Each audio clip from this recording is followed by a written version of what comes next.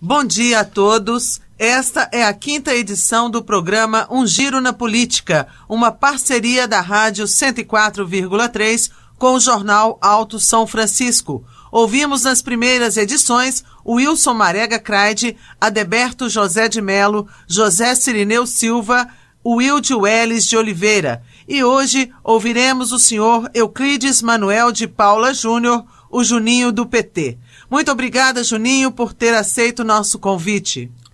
Bom dia, Roseli. Bom dia, amigos e amigas, ouvintes da 104 FM. Juninho, qual o maior desafio hoje de um ocupante de cargo público em Piuí? Roseli, creio eu que o maior desafio é, primeiramente, ser reconhecido como capaz e digno do cargo então ocupado.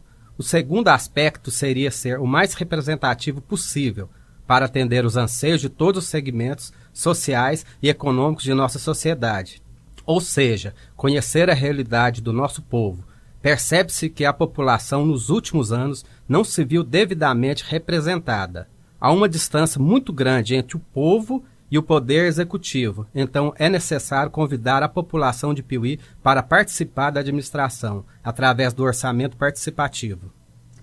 Diante do grave cenário econômico, até mesmo na esfera pública, o que de fato é possível fazer em curto prazo, já no primeiro semestre de 2017? Roseli, é de conhecimento geral que a crise econômica mundial chegou com força no Brasil. Com as expectativas de um cenário recessivo, com arrecadação em queda e um desemprego na casa dos 10%, o cenário será de muito trabalho para manter as contas públicas em dia. No curto prazo, será primordial garantir as receitas para atender os serviços essenciais, como a educação e a saúde. Qualquer um que almeja candidatar a prefeito sabe que no primeiro momento o serviço será de colocar as contas na ponta do lápis e garantir os serviços básicos para a população, equilibrando suas contas e havendo um orçamento disponível, o que creio ser difícil para o primeiro semestre de 2017. Seria primordial incentivar as atividades econômicas da nossa cidade, como de forma de manter e gerar novos postos de trabalho. Emprego é tudo para o cidadão. Com o último acontecimento do cenário político nacional, a atividade talvez esteja vivendo o seu período mais desmoralizante. Como ter a confiança do eleitor? Roseli, o eleitor é inteligente. O eleitor sabe quem sempre esteve envolvido em maracutaias, em corrupção, quem sempre é citado em desmandos com as atividades desonestas. O eleitor sabe quem é quem. Essas eleições vão mostrar que os eleitores não aceitam mais conversa fiada, do tapinha nas costas, do toma lá da cá. Ter a ficha limpa será primordial. Nunca ter tido o nome envolvido em escândalo será o pré-requisito. O candidato honesto sairá na frente. Acredito que o eleitor acordou para isso. Juninho, se você tivesse o dinheiro e a articulação política necessária em Brasília e Belo Horizonte, o que faria para Piuí? Qual seria a ação principal? Roseli, sempre escutei que Piuí precisa de indústrias. Eu ajudaria na implantação de indústrias. Piuí tem sua economia baseada principalmente no agronegócio, na produção de queijos e do café, complementado pelo setor da prestação de serviços e do comércio. Expandir e apoiar o quase inexistente setor industrial é essencial para a expansão do emprego e o melhor, emprego com salários maiores. Sabemos, através dos censos e de pesquisas já realizadas em Piuí, que a maioria esmagadora dos nossos trabalhadores ganham apenas um salário mínimo, principalmente o funcionalismo público municipal. Sabemos que os empregos em indústrias são mais especializados e, consequentemente, pagam-se mais pela mão de obra. Seria uma roda da prosperidade para a cidade. Trabalhadores, Roseli, melhores remunerados, gastam mais no nosso comércio, no lazer, enfim, teremos mais dinheiro circulando e gerando mais riqueza e oportunidade para todos nós. Por mais que a saúde e a educação tenham, até por lei, recebido os maiores investimentos, por que estão aquém da demanda e da necessidade da sociedade? O que pode ser feito de maneira efetiva para amenizar esse quadro aqui, em Piuí? Roseli, nos últimos anos, as verbas para a educação e para a saúde foram recordes. Para se ter a ideia, em 2002, a verba da saúde era de 28 bilhões e para a educação 17 bilhões. No ano passado, a saúde recebeu 136 bilhões e a educação 98 bilhões. Sabemos que o dinheiro existe e, de posse de muitos estudos já publicados, sabemos também que a questão dos déficits é devido à má gestão deste dinheiro público quando chega aos estados, aos municípios e às entidades filantrópicas cadastradas. E a má gestão inclui questões gerenciais e questões de atos corruptos. A primeira ação neste caso é fazer uma auditoria nas contas dos serviços de saúde e educação ligados diretamente ou indiretamente à gestão municipal.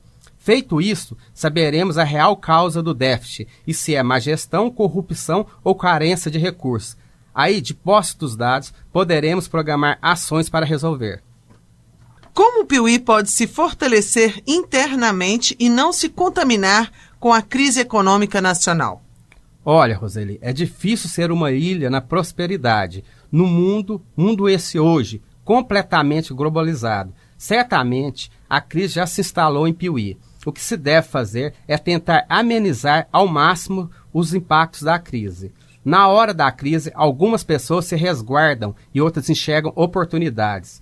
Recentemente, vimos uma grande rede varejista se instalar em nossa cidade, aproveitando as oportunidades de mercados e demais vantagens que justificaram o investimento.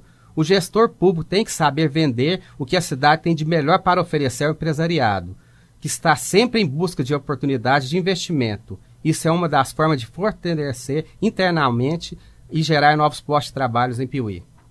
Juninho, em qual homem público você se espelha para ficar na história da política piuiense? Em tempos políticos pautados por um clássico de Atlético e Cruzeiro, muitos teriam receio de citar A ou B. Eu não me furto de reconhecer na história que já foi escrita e que não se apaga. No caso deste homem, que eu me espelho, existe um grande preconceito às suas ideias, que esteve sempre em razão da importância dos resultados que ele vinha conquistando. Porque quanto maior a ideia dele, mais feria os interesses de quem não aceitava as mudanças feitas por ele. O dia em que aparecer um homem que tenha tirado mais de 42 milhões de pessoas da miséria, elevado outras 36 milhões à nova classe média, tirado o Brasil do mapa da fome mundial, colocado mais de 10 milhões de jovens nas universidades. Enfim, o dia em que aparecer um homem que tenha feito mais do que isso para o povo simples, excluído, humilde e trabalhador do nosso Brasil, eu mudo de opinião. Por ora, para mim, ele foi o maior presidente da história do Brasil. Me espelho nele. O nome dele é Luiz Inácio Lula da Silva. Como, em médio prazo, talvez em 1, 2 décadas, Piuí pode se tornar uma cidade polo regional do porte de Formiga e Passos? Roseli, bom, existe uma relatividade nessa questão. Piuí já é polo regional em vários aspectos. Por exemplo, temos um comércio extremamente diverso, temos serviços de saúde e educação que também é muito completo, temos equipamentos urbanos como parques de exposição, aeroporto asfaltado, faculdades federal e particular, escolas, rede hoteleira, rede bancária, clínica e serviços públicos diversos, desde previdência à receita estadual. Tudo isso atende a população da nossa região. Creio que a pergunta quis dizer polo no sentido em que a população regional tem a mesma referência em serviços. Nesse caso, acredito que devemos apoiar ações para que os serviços e equipamentos urbanos existentes sejam elevados de um patamar atual de muito bom para outro que seja excelente, de forma a diferenciar de Passos e Formiga. Juninho, o piuiense sabe votar? O que o eleitor precisa analisar para escolher um candidato? Roseli, sabe sim. Como disse anteriormente, o eleitor sabe quem é quem. Ele sabe votar. O que aconteceu nos últimos anos em nossa cidade foi que o eleitor se viu exposto a uma bipolarização de 2 grupos políticos que fizeram de tudo para chegar ao poder. O chamado Vale Tudo, com difamações, boletim anônimos e um claro desrespeito para com o nosso povo. O cidadão exposto às campanhas eleitorais milionárias se viu obrigado a escolher entre o menos pior. Candidaturas não milionárias e alternativas a esses grupos políticos acabaram à sombra da panfletagem gigantesca feita pelos cabos eleitorais pagos. Agora, Com as novas regras eleitorais de financiamento, os candidatos serão menos maquiados e o povo terá como ver melhor a realidade do nosso candidato. Qual o traço de personalidade é imprescindível ao perfil de um candidato na hora do eleitor definir o seu voto? Roseli, o candidato tem que ser dinâmico, preparado intelectualmente e com experiências na vida pública. E o mais importante, não ligado a oligarquias que só visam o interesse dos grupos que as representam. O candidato tem que estar ligado aos interesses do povo e não de um grupinho. Tem que escutar o povo. Cara eleitor, hoje é muito fácil filtrar os candidatos bons dos ruins. Comece pesquisando se ele já esteve envolvido em coisas erradas, corrupções. A internet fala tudo para você. No momento em que a imagem do político brasileiro está mais do que nunca ligada aos escândalos de corrupção, propina e negociata, você ainda acredita que há como ocupante de um cargo eletivo se manter totalmente isento de tanta desonestidade? Roseli, quem é honesto sempre será honesto. Não existe político ex-honesto. Como diz o ditado, quer saber o caráter de um homem, dá-lhe o poder. Vimos que nesses últimos dias várias delações na Operação Lava Jato. Numa dessas, o criminoso delator diz que a engenharia desse tipo de pagamento de propina existe desde 1946. Bom, de lá para cá muita gente passou pela vida pública e certamente muitos homens e mulheres passaram pelos seus mandatos sem se sujarem na lama da corrupção. Todos esses últimos fatos mostram que o sistema é corrupto e que os corruptores são eleitos pelo povo. Pessoas totalmente honestas não compactuam com corrupção e sofrem quando o sistema é corrupto. Os honestos geralmente são perseguidos, denegridos gratuitamente e isolados. Só o povo para mudar a situação de uma maioria corrupta contra uma minoria honesta. Juninho, qual nota você dá para o seu próprio trabalho como homem público para a comunidade piuiense? E por que essa nota? Roseli, acho até pretensioso demais me dar uma nota. Quem dá nota é o cidadão, é o povo eleitor. O que posso dizer que mesmo sem ter tido um cargo eletivo, já atuei muito em favor do bem de nossa cidade. Isso é uma questão de cidadania. Se você pode ajudar e tem meios para ajudar, faça.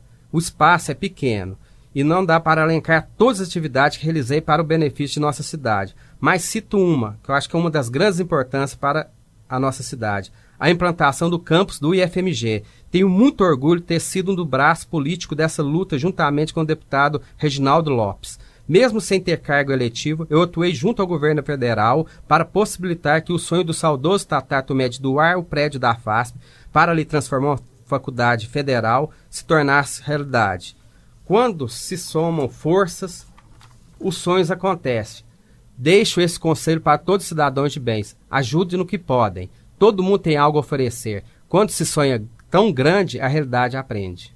Juninho, eu gostaria muito de agradecer a sua participação no programa Um Giro na Política.